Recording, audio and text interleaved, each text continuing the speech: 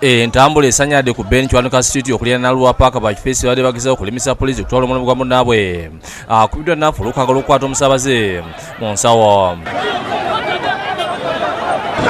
I went with this guy up to the police post. They even see the blood coming from the ear, and then instead of taking this guy to taking action, they made it difficult because the guy told them he's innocent, he doesn't know what's happened. They decided to leave him, and I bring him back now. He's dead. Now they are coming to take the dead body to Mulago and we pay money to get also the dead body from Mulago. Kigambibwa omutunzi w'amawulire Musinguzi Davis alabye Mawa Tofa ng'akwata musawo w'omusaabaze abadde agenda mu paaka eya bbaasi ya Global ku Ben Chwanuka Musinguzi kwe kumulabula. Kino kinyinyiza Tofa n'asaba alume Musinguzi era bwamukubye munne Kato Derrick bw'alabye nga Tofa kuba Musinguzi ate ng'awali bwagira Tofa kwe kusalawo naye ambe ku Musinguzi.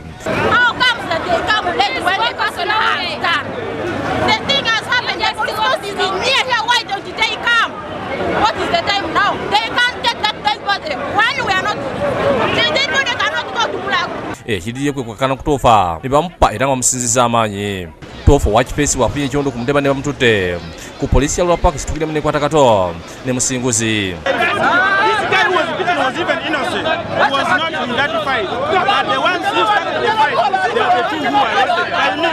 Not even by another police officer. The two were arrested by me. I didn't know why they fought. But this guy was just from outside going inside. And then he was beaten from behind. And then he fell in not easy back. Tofa wa kifeesi aziyo ne yebaka olaba ne bageze okumukeberako ng'afudde.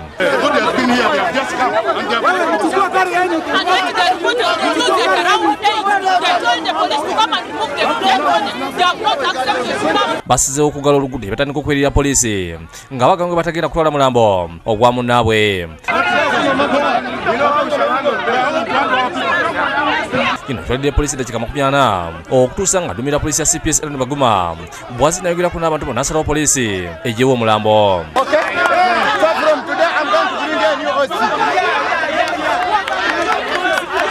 Kabangali ya poliisi badde simula ba kifeesi bakasukuli ya poliisi amayinja ekitwaliza poliisi okudda okugumba kwa Lua Park.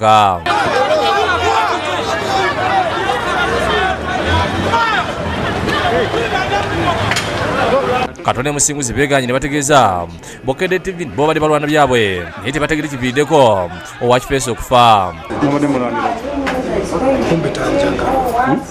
Kumbitanga erinnya Njaga.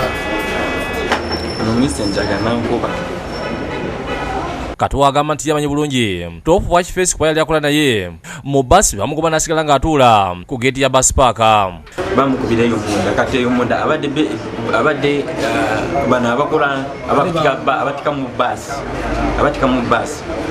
batika lageji baroda simanyi kati ne bamugoba kuyingira tulabweru ku geeti. Bakumakubiriza abantu okulagana ne poliisi okulanga amalawo omenyi bw'amateeka mu kibuga era nga bana babiri bakugulwako omusango gw'obutemu. Mulambwe naye nga twakuteba abalwanyi abamu ba suspects. We have two suspects. Mutebi Sulaiman yakusakidde eggulu eno ku lwa Bukedde TV.